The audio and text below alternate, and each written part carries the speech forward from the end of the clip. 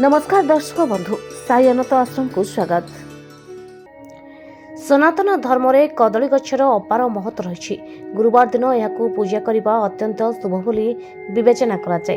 धार्मिक विश्वास अनुसार कदली गछ पूजा करने द्वारा भगवान विष्णु एवं माता लक्ष्मी को आशीर्वाद मिलता है। कारण यह विश्वास कराए जे भगवान हरि विष्णु ए गछ मध्य बास करती।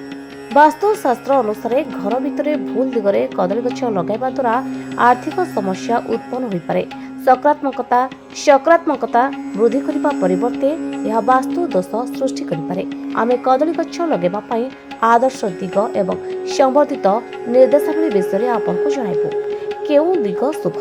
वास्तुशास्त्र अनुसार उत्तर पूर्व दिग ऐशना कोण कदली गछ लगाइबा पई सबुठारु शुभ बोली विवेचना करा जाय। कारण यह भगवान महादेव एवं देवगुरु बृहस्पति वासस्थान।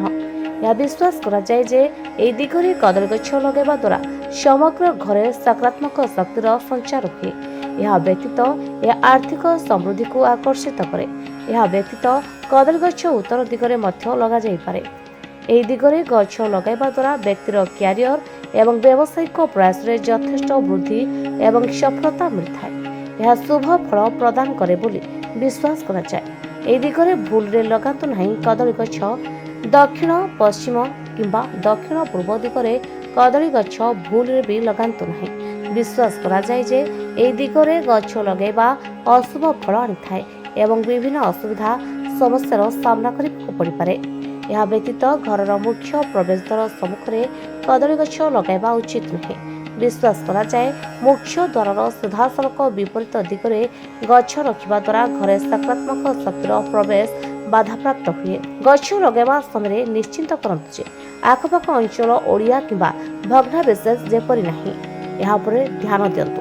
कदली गछ तुलसी पवित्र तुलसी गछ पाखरे लगा जाई परिबो।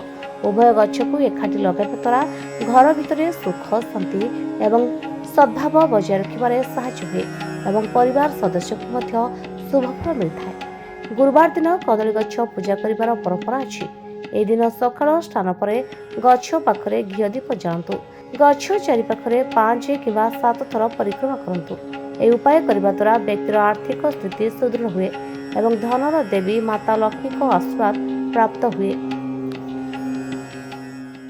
तमे पुओ को नहीं कि बाबा पाख आसला परे आपनकर कोन परिवर्तन हेछि? पुओर जो गोड़ हाथ फाटुतला तार भी कोन परिवर्तन हेछि? हां मो एमिति जने सांग पिलांग जो सुनी कि आपन पाख आसी किंतु आसिला परे मो पुओ दीर्घ 7 वर्ष हला जो कष्टटा भोगुथिला मोर हृदबोध होछि से 7 दिन रे गला भलिया लागिला।